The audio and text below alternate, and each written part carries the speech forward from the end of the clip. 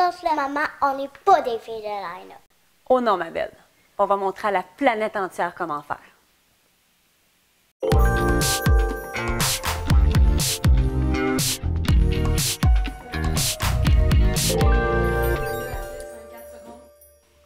Bonjour, je m'appelle Mélissa Normandin-Roberge, entrepreneur, conférencière, coach, experte en paillettes et capable de dominer le monde quand je suis vraiment en forme.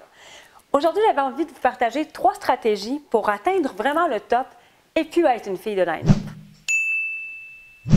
En fait, être une fille de line-up, c'est avoir peur d'être trop ambitieux, avoir peur d'atteindre les plus hauts sommets. Et attention, on peut aussi être un gars de line-up.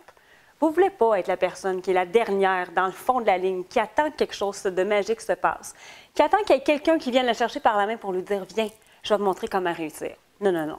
Vous ne voulez pas être ce genre de personne-là. Vous voulez être en avant de la ligne. Vous voulez pouvoir créer vos choses, pouvoir réussir à votre façon. Donc, répétez après moi « Non, je ne suis pas une fille de line-up ». Ou encore « Non, Mélissa, je ne suis pas un gars de line-up ». Stratégie numéro 1. Avoir des modèles positifs.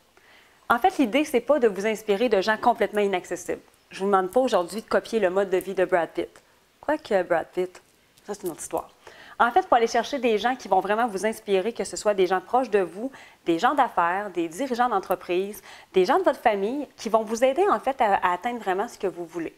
Ce qu'on veut, c'est de ne pas copier ces gens-là, pas devenir une copie, c'est d'être unique, d'être différent, mais d'aller chercher vraiment ce qui nous tente, ce qui est positif pour nous et de prendre ça, s'en inspirer pour s'élever. Alors, cherchez des modèles positifs. Stratégie numéro 2, briser les tabous. Pour réussir, c'est pas vrai que c'est écrit dans nos gènes. C'est pas parce qu'on est québécois, parce qu'on est un homme, une femme, parce qu'on est de la région, parce qu'on a un diplôme universitaire ou parce qu'on a 10 000 années d'expérience, ça n'a rien à voir. Vous voulez réussir, soit personnellement ou professionnellement, il faut se convaincre nous-mêmes qu'on est capable de le faire. C'est prouvé scientifiquement que ce n'est pas nécessairement le haut taux de réussite dans nos études qui vont nous amener là où on veut aller.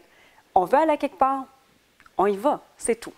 C'est pas vrai qu'il faut avoir vraiment une espèce de background pour réussir. Il faut juste avoir une volonté, le goût de s'améliorer et être soi-même. N'ayez pas peur d'être ambitieux. Stratégie numéro 3, le manque de temps n'est pas une excuse. Il n'est jamais trop tôt, jamais trop tard pour être ambitieux. Très souvent, on va traduire ce manque-là en disant « Ah, j'ai pas le temps de le faire, pas le temps de réussir, ça va être trop long » par un manque de confiance. Vous êtes seulement bloqué par ce manque de confiance-là et il faut aller de l'avant. On ne vous demande pas en fait aujourd'hui d'être le président des États-Unis parce que la réussite, ça peut être à petite, moyenne, grande échelle et surtout la réussite, c'est très personnel. L'important, c'est de se mettre en action et d'aller chercher exactement ce qu'on veut. Donc, ça suffit les excuses. Il est trop tôt, trop tard? Non. Tout ce qu'il faut, c'est de plus être une fille ou un gars de line-up. Et évidemment, je ne peux pas m'empêcher de vous dire que si vous doutez encore présentement d'être trop ambitieux, ajoutez de la paillette. Beaucoup de paillettes. À bientôt.